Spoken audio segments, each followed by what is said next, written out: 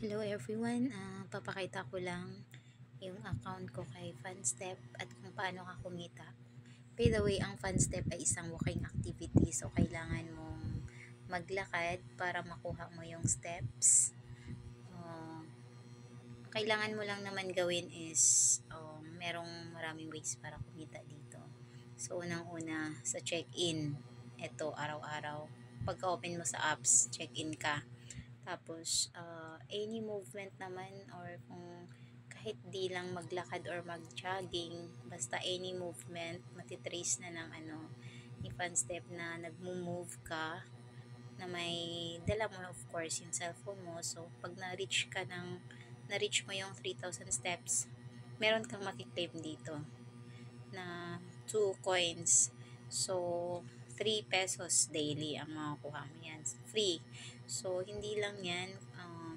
Kung gusto mong lumaki yung kita mo, syempre, kailangan mong bumili ng props nila. So, eto yung mga props nila, sapatos.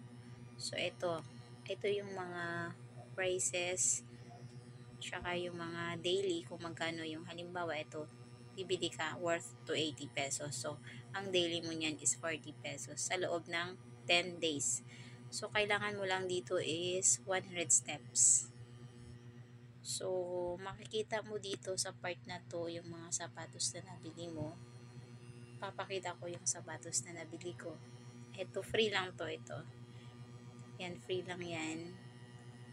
After meeting, nagbibigay sila ng free. So, yan, nakuha ko. Ito naman yung mga sapatos na nabili ko. Yan. So, yan. Since na-redeem ko na today, bukas ulit mariredeem ko yan. So, eto bawat redeem, kailangan mo ng steps. Siguro nasa 1,000 steps. Lahat-lahat kailangan ko nito para ma-redeem ko. So, dapat kung ilang steps yung hinihingi nito, so yun yung dapat steps na makukuha mo sa isang araw para ma-redeem mo yung sapatos, yung earning mo, I mean. So, papakita ko rin yung eto na yung total income na kinita ko. Ito, tapos withdrawal, ito yung papakita ko yung withdrawal ko, ito yan. Ayan, patunay na legit siya.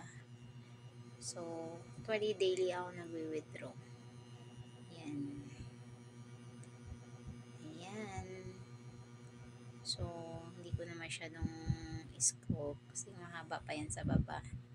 So, gusto ko lang ipakita na legit talaga si Funstep.